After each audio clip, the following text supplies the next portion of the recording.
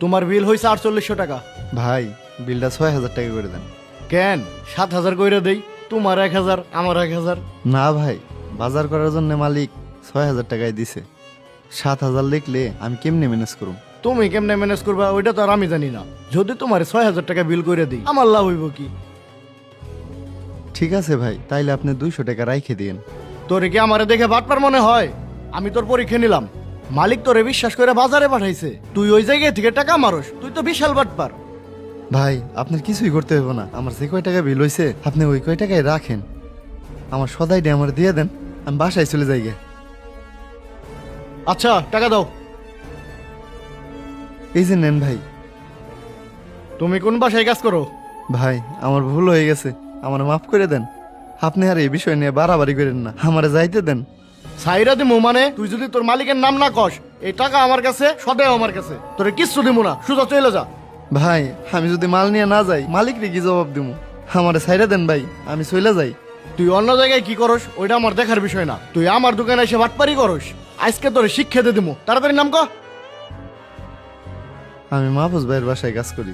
কি? মাহফুজ ভাই? সে তো আমার খুব ক্লোজ লোক। তুই তার টাকা বাটপারি করতেছা? তোর তার কোনো রক্ষা নাই, তুই তাড়াতাড়ি মাহফুজ ভাইয়ের বাড়ি ল। আয়না মিল, দোকানটা দেখিস, আমি একটু আসতেছি। মাহফুজ ভাই এ টাকাটা রাখেন। টাকা? কিসের টাকা দিতেছো? ওনাকে আপনি 6000 টাকা দিয়ে বাজার করতে পাঠাইছিলেন না? সে আমার দোকান থেকে 4800 টাকার মাল নিয়া আমারে 6000 টাকা বিল করতে কয়। মানে? এখনো মানে বুঝেন নাই? 1200 টাকা মাইরা দেওয়ার ধান্দা করছিল। শামিম, উনি কি সত্যি বলতেছে? স্যার আমার ভুল হয়ে গেছে স্যার, আমার মাফ করে দেন। মাফ করে দেব মানে? তার মানে তুই প্রতিদিন টাকা চুরি করস? এর জন্যই তো বলি আমি বাজার করতে টাকা দেই বেশি, কিন্তু বাজার আসে কম। তোরে আমি ভালো মানুষ ভেবে কাজে রাখছিলাম, কোনোদিন টাকা পয়সার হিসাব নেই। আর তুই আমার এই বিশ্বাসের সুযোগ নিয়ে আমার সাথে প্রতারণা করস। স্যার আমার 1000 টাকার অনেক দরকার ছিল, তাই টাকাটা আমি নিতে চাইছিলাম। তবে স্যার বিশ্বাস করেন, আমি আগে কোনোদিন টাকা চুরি করিনি, আজকে স্যার প্রথম। আজকে ধরা পড়ছো তাই বলতেছো প্রথম চুরি? ভাই এরকম গরিব মানুষ আমার খুব চেনা আছে। এখন আবেগ দিয়ে কথা বলতেছে, একটু পর কাইন্দা কথা বলবো, তারপরে বলবো ভাই লাস্ট একটা সুযোগ দেন। বুঝতে পারছি। ওই তুই সত্যি করে কতদিন ধরে চুরি করস?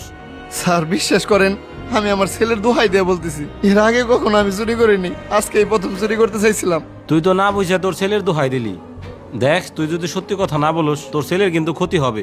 স্যার এইভাবে বললেন না, টাকাটা আমি আমার ছেলের জন্য নিতে চাইছিলাম। কি রে, তোর না আজকে পরীক্ষা ছিল, তুই এনে বসে কান্দতে থাকে? আব্বা, স্যাররা আজকে আমার পরীক্ষা দিবের দেয় নাই। তোর পরীক্ষা দিবের দেয় নাই? পরীক্ষা দিবের দেবো না কে? স্কুলে যাইতে যাইতে আধা ঘন্টা দেরি হয়ে গেছিল আমার। তাই তুই দেরি করে গেছে কে? ঠিক সময় যাবি না?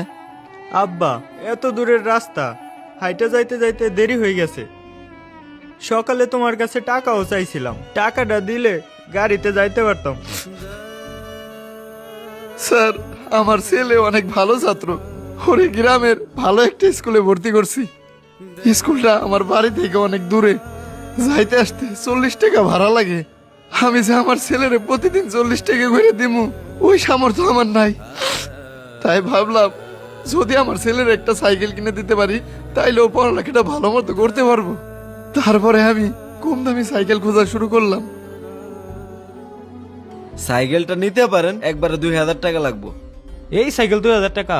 না ভাই, বেশি হয়ে যায়, আমি 1500 টাকা দিব। না ভাই, 1500 টাকা বেচা যাবো না, আপনি একবারে 2000 টাকা হলে নিতে পারবেন। না ভাই, এই সাইকেল 2000 টাকাতে নেওয়া যায়, নিব না। ভাই সাইকেলটা আমার পছন্দ হয়েছে, কয় টাকা দেওয়া লাগবো? ওনারা তো আমি একবারে 2000 টাকা